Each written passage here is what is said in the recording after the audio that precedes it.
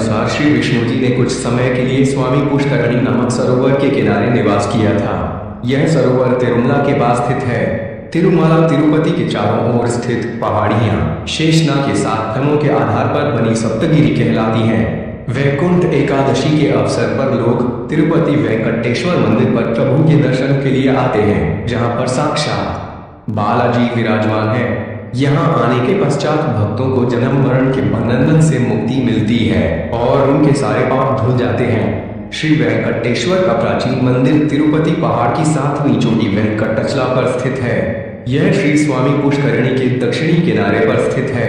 श्री वेंकट पहाड़ी का स्वामी होने के कारण ही इन्हें वेंकटेश्वर कहा जाने लगा। इन्हें 7 पहाड़ों का भगवान भी कहा जाता है।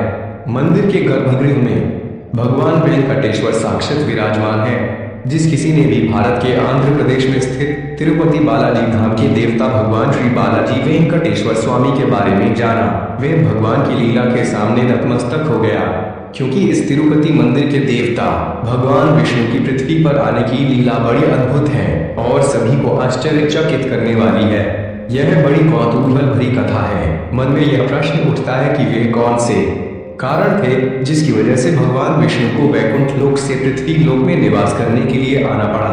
इस संबंध में भगवान विष्णु जी की लक्ष्मी जी से विवाह होने की कहानी बहुत प्रचलित है।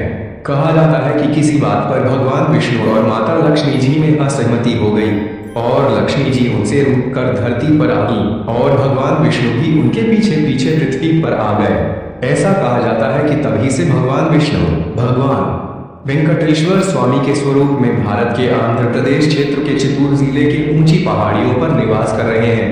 भगवान विष्णु से लक्ष्मी जी क्यों और किस बात पर रूठी और क्यों पृथ्वी लोक चली आई, आइए जानते हैं यह पूरी पौराणिक अद्भुत कथा क्या है।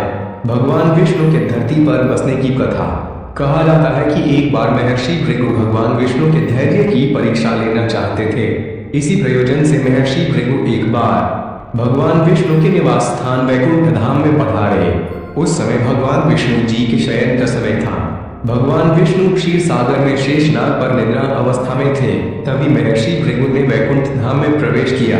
महर्षि भृगु भगवान विष्णु की गहरी निद्रा को तोड़कर उन्हें क्रोधित करना चाहते थे, ताकि भगवान अपना धैर्य खो दें और वे इस धैर्य की परीक्षा में पराजित हो जाएं। भगवान विष्णु को नाराज करने के उद्देश्य से महर्षि भृगु ने भगवान विष्णु के आसन शेषनाग पर अपने पांव से तेज प्रहार किया, जिसके कारण गहरी निद्रा में सो रहे भगवान विष्णु की निद्रा भंग हो गई। वहां बैठी लक्ष्मी जी यह सारा दृश्य देख रही थीं। उन्हें महर्षि भृगु का यह स्वभाव अच्छा नहीं लगा। उन्होंने उसी समय भगवान विष्णु से कहा कि वे महर्षि भृगु को इस उदंडता के लिए घोर दंड दें, ताकि महर्षि भृगु को अपने इस कृत्य की सजा मिल सके। लेकिन महर्षि भृगु द्वारा शेषनाग को आघात पहुंचाए जाने और अपनी गहरी नींद टूट जाने के बाद भी भगवान विष्णु ने महर्षि भृगु से प्रेम पूर्वक कहा कि हे मुनिवर, आपका हमारे वैकुंठ धाम में स्वागत है। आइए बैठिए हमारे वैकुंठ धाम में, मैं आपकी सेवा में हर पल तत्पर हूँ। लक्ष्मी जी ने जब देखा कि भगवान विष्णु महर्षि भृगु को दंड देने के बजाय उनका सत्कार कर रहे हैं, तो उनके हृदय को बड़ा आघात पहुंचा। लक्ष्मी जी के मन के अनुसार महर्षि भृगु को दंडा मिलने पर वे विष्णु जी से रूठकर वे पृथ्वी लोक चली गई। इसके कारण भगवान विष्णु बहुत चिंतित हो गए। फिर उन्होंने अपनी दिव्य दृष्टि से देखा तो पता चला कि लक्ष्मी जी पृथ्वी लोक में पद्मावती के रूप में अवतरित हो गई हैं। भगवान विष्णु ने विचार किया कि अब उन्हें भी पृथ्वी लोक जाना चाहिए और अपनी प्रिया लक्ष्मी को मनाना चाहिए।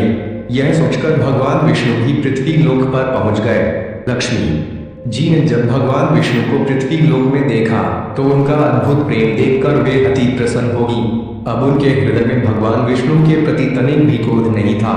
अब भगवान विष्णु ने और लक्ष्मी जी ने पृथ्वी वासियों के हित में पृथ्वी पर ही भगवान श्री वेंकटेश्वर तिरुपति बालाजी के रूप में दक्षिण की तिरुमला की पहाड़ियों पर निवास करने का मन बना लिया और इसी पहाड़ी पर बस गए। ऐसा कहा जाता है कि आज भी भगवान विष्णु और लक्ष्मी जी अपने सजीव रूप में दक्षिण की तिरुमला की पहाड़ियों में स्थित हैं। उनकी दैवीय शक्ति का आज भी लोगों को आभास होता है। तिरुपति वेंकटेश्वर मंदिर के नाम से प्रसिद्ध यह धाम भारत का एक प्रमुख तीर्थ स्थल है। भगवान विष्णु का यह धाम समुद्र तल से 32,000 फीट ऊंचाई पर स्थित है। पौराणिक ग्रंथों में तिरुपति बालाजी के इस मंदिर को त्रिवेंद्रम नाम से उल्लेख किया गया है। सात पहाड़ों वाले मंदिर के नाम से प्रसिद्ध तिरुपति बालाजी महाराज का धाम एक ऐसा धाम है जहां भक्तों को नए नए चमत्कारों और रहस्यों की अनुभूति होती है। समय समय पर इस धाम के देवता अपने भक्तों को जीवंता का आभास कराते रहते हैं। आइए जानते हैं तिरुपति बालाजी महाराज के धाम के वे अनसुलझे रहस्य जो सदियों से रहस्य बने हुए हैं। वेंकटेश्वर बालाजी मंदिर की स्थापना का रहस्य। दक्षिण भारत के इस तिरुपति बालाजी के भव्य मंदिर को कब और किसके द्वारा बनवाया गया, इस बात का कोई निश्चित प्रमाण नहीं मिलता है। कुछ इतिहासकार इस मंदिर की स्थापना 5वीं शताब्दी के आसपास मानते हैं तो कुछ 6ठी शताब्दी के। इस मंदिर की स्थापना के संबंध में चोल और विजयनगर के नरेशों का नाम लिया जाता है, लेकिन यह सब केवल एक अनुमान है। वास्तव में इस मंदिर का संस्थापक कौन था, इसके बारे में कोई पुख्ता सबूत नहीं मिलते हैं। इतिहास बताता है कि इस स्थान को एक समय में कांचीपुरम के राजाओं ने अपने अधिकार में ले लिया था, जिसके बाद इस धाम को भव्य स्वरूप प्रदान किया गया।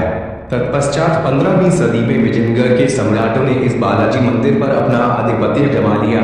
कहते हैं कि जब विजयनगर के राजाओं ने इस तिरुपति बालाजी मंदिर को सुंदर बनाने के लिए और साज श्रृंगार के लिए इस मंदिर में धन लगाया तो उन राजाओं के वैभव में 4 गुना वृद्धि हुई। इसके बाद तो यह बात इतिहास प्रसिद्ध हो गई कि इस धाम के प्रभु धन के देवता हैं। तिरुपति बालाजी वे भगवान हैं जो भक्तों के द्वारा स्वयं भी अत्यंत धनवान रहते हैं, अर्थात यहाँ आने वाले भक्तों की तरफ से प्रचुर मात्रा में धन का चढ़ावा आता है। कहा जाता है कि यह तिरुपति बालाजी मंदिर के द्वार की चौखट वे पारस पत्थर है जिसको स्पर्श करते ही भक्तों के जीवन में धन संपत्ति की वर्षा होने लगती है। ब्रिटिश शासनकाल के अंग्रेज शासकों में भी यह तिरुपति बालाजी का धाम प्रमुख आकर्षण का केंद्र बना रहा। ब्रिटिश शासन ने तिरुपति बालाजी मंदिर की देखभाल और देखरेख स्थानीय मठ के महंत को सौंप दिया था। वर्ष 1933 में इस भव्य मंदिर के देखभाल का जिम्मा स्वयं मद्रास सरकार ने ले लिया था। उसी समय से राज्य सरकार तिरुपति बालाजी मंदिर की देखरेख कर रही है। तिरुपति वेंकटेश्वर मंदिर की मूर्ति का रहस्य। कहते हैं कि जब इस तिरुपति बालाजी धाम के भगवान की आरती की जाती है तो भगवान की मूर्ति मुस्कुराती हुई सी प्रतीत होती है। इस मंदिर में भगवान विष्णु की जो मूर्ति दिखाई देती है उस मूर्ति में लक्ष्मी जी की प्रतिमा भी समाहित है। दरअसल सामने से एक दिखने वाली मूर्ति में भगवान विष्णु के हृदय स्थल पर मां लक्ष्मी विराजमान है। इस मंदिर की मूर्ति अपने आप में अनूठी है। यह मूर्ति कब कहां से इस पावन धाम में आई, इसके बारे में कोई निश्चित जानकारी नहीं मिलती है। ऐसा कहा जाता है कि यहाँ दक्षिण क्षेत्र के पर्वत की चोटी पर भगवान वेंकटेश्वर की मूर्ति स्वयं प्रकट हुई है। तिरुपति बालाजी धाम में समुद्री आवाज का रहस्य। तिरुपति वेंकटेश्वर स्वामी मंदिर समुद्र तल से 32,000 फीट की ऊंचाई पर पहाड़ों पर स्थित है, लेकिन फिर भी इस मंदिर के भगवान की मूर्ति से समुद्र की लहरों की अद्भुत आवाज आती है। कुछ लोगों का कहना है कि इस धाम के देवता भगवान वेंकटेश्वर की मूर्ति समुद्र से ही प्राप्त हुई है। ऐसा भी कहा जाता है कि समुद्र की ध्वनि भगवान विष्णु के वैकुंठ धाम के क्षीर सागर का स्वर है, जहां भगवान विष्णु पहले निवास करते थे। उस समुद्र की लहरें अदृश्य रूप में अपने भगवान विष्णु के साथ रह रही हैं, इसलिए भगवान विष्णु की मूर्ति के आसपास से समंदर की लहरों का स्वर सुनाई देता है। इसी कारण इस मंदिर में भगवान विष्णु का सजीव रूप माना जाता है। मंदिर की छड़ी का रहस्य। इस धाम में तिरुपति वेंकटेश्वर मंदिर के द्वार पर एक छड़ी रखी हुई है। यह छड़ी भक्तों को बहुत आकर्षित करती है। मंदिर की छड़ी के पीछे अनेक पौराणिक कथाएं प्रचलित हैं। कुछ लोगों का कहना है कि भगवान विष्णु जब इस धरती पर लक्ष्मी जी की तलाश करने के लिए आए थे तब उनके हाथ में यही जादुई छड़ी थी जो भगवान विष्णु को पृथ्वी पर लक्ष्मी जी का पता बता रही थी। इस धाम में आने पर ऐसा लगता है कि अभी अभी भगवान विष्णु यह जादुई छड़ी द्वार पर रखकर मूर्तिवत हो गए हों। यह छड़ी आज भी इस धाम में भगवान विष्णु के जीवंत होने का प्रमाण दे रहे हैं। इस मंदिर में रखी हुई छड़ी की एक कथा ऐसी भी है कि यह वही छड़ी है जिससे बालाजी को बचपन में चोट लगी थी। ऐसा कहा जाता है बालाजी के चेहरे पर आज भी उस चोट का घाव है, इसीलिए आज भी बालाजी की मूर्ति के चेहरे पर चंदन का लेप लगाया जाता है ताकि उनका वे घाव भर सके। इस तिरुपति बालाजी मंदिर में साज श्रृंगार और प्रसाद आदि के लिए चाहे जाने वाली सामग्री तिरुपति बालाजी के गांव से ही आती है। यह गांव तिरुपति बालाजी मंदिर से लगभग 22 किलोमीटर दूर स्थित है। यह गांव अपने आप में अनोखा है। यह वही गांव है जहां की महिलाएं तिरुपति बालाजी के मंदिर पर चढ़ाई जाने वाले समस्त पूजन सामग्री एवं प्रसाद आदि इसी गांव में बनाती हैं। यह परंपरा कब और कैसे आरंभ हुई, इसका कोई निश्चित प्रमाण नहीं मिलता है, लेकिन इस गांव में किसी बाहरी पुरुष का प्रवेश वर्जित है। कहते हैं कि इस गांव की महिलाएं भगवान विष्णु की परम भक्त हैं। वे सभी भगवान विष्णु के भजन गाते हुए अपने हाथों से तिरुपति बालाजी को चढ़ाने के लिए मिठाई, फूल माला आदि बनाती हैं। तिरुपति बालाजी वे चमत्कारी धाम है जहां के देवता को प्रणाम करने मात्र से आपकी सफलता के द्वार खुलने लगते हैं।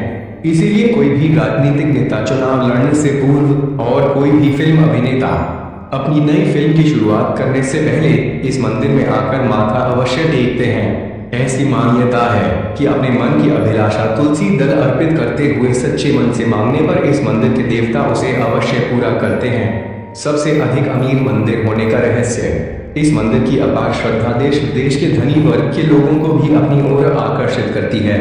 ऐसा कहा जाता है कि यहाँ आने के बाद इंसान को अपने जीवन में धन की कमी नहीं रहती। इस धाम के देवता के आशीर्वाद के बाद लोगों को धन का लाभ होने लगता है, जिसके बाद भक्तगण अपने धन के लाभ का कुछ हिस्सा तिरुपति बालाजी धाम में चढ़ाने लगे। लोगों ने देखा कि हर वर्ष नियमित रूप से धन चढ़ाने से उनका व्यवसाय दिन दुगनी रात चौगुनी उन्नति करने लगा, जिसके बाद लाखों की संख्या में लोग बालाजी महाराज के परम भक्त बन गए। जिस प्रकार लोग अपनी कुल आय का एक भाग अपने घर परिवार के सबसे बड़े व्यक्ति को देते हैं, उसी प्रकार लोग अपनी इनकम का एक हिस्सा तिरुपति महाराज के चरणों में चढ़ाने लगे। इस प्रकार भक्तों के द्वारा दिया गया धन मंदिर में बढ़ने लगा।